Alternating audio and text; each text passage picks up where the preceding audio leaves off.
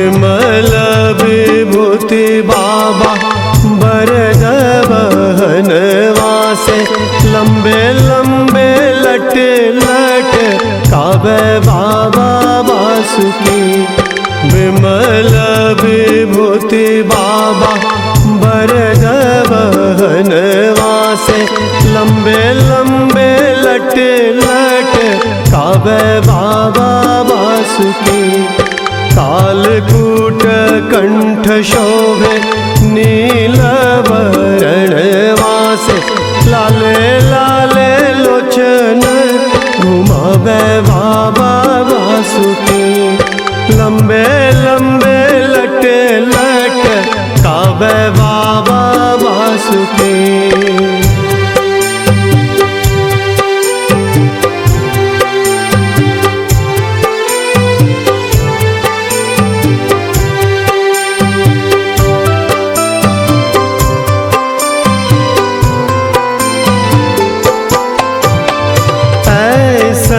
कलेवर बनाए दे हो नागेश्वर, देखी मन महिमा लो भावे बाबा वासुकी। अंधा पावे लोचन विविध दुख मोचन से, कोढ़िया सुंदर तन पावे बाबा वासुकी। निपुत्र के पुत्र देत, कुमति सुमति देत, निर्धन के करत निहाल बाबा वासुकी। लंबे लंबे लट लट कावे बाबा वासुकी।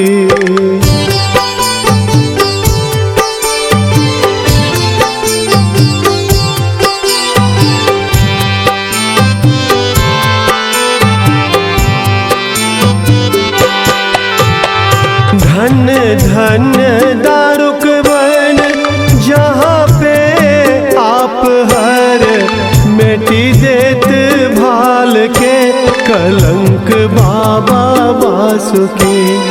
परम आरत हम सुख शांति सब खोलो, तोरा द्वार भिक्षा मांगन ऐलो बाबा वासुकी। कहत साधक गण मेरी बेरी काहे हर, करुणा करत नाई आवे बाबा वासुकी। लंबे लंबे लट लट कावे बाबा वासुकी।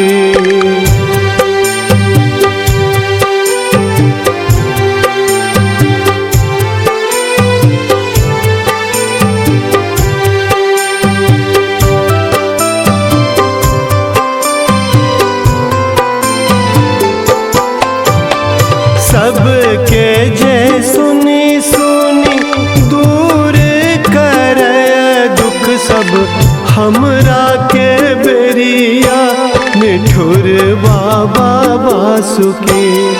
कानी कानी कहो अब कहाँ कहाँ जाऊँ नाथ, अनाथ के नाथ कहवे बाबा वासुकी। देवघर देव लोक धन्य देव महादेव, हमरा ले हुक्म देल जहाँ बाबा वासुकी। लंबे लंबे लट लट कावे बाबा वासुकी।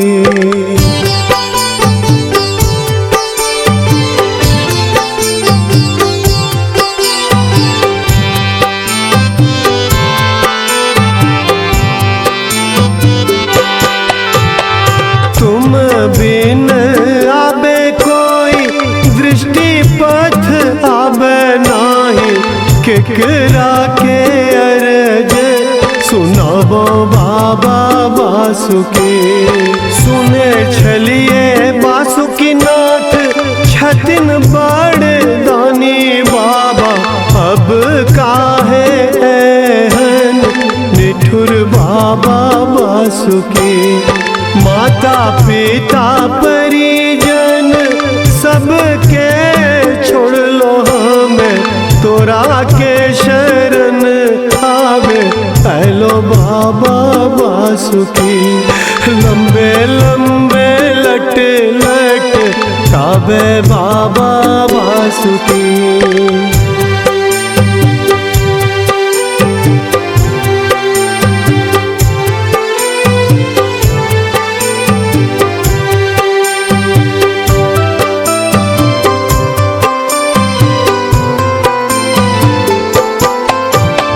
शरण तोरा के हम सतत धैलो बाबा, अबे तोरा जी कहाँ जाऊँ बाबा बासुकी। दीनानाथ दीन बंधु आशुतोष विश्वम्भर, आरत हरण नाम तोरा बाबा बासुकी। कृपा के कटाक्ष दाह एक बेर हर हर, दुखिया के संकट हरहु बाबा बासुकी। लंबे लंबे लट लट काबे बाबा बासुकी।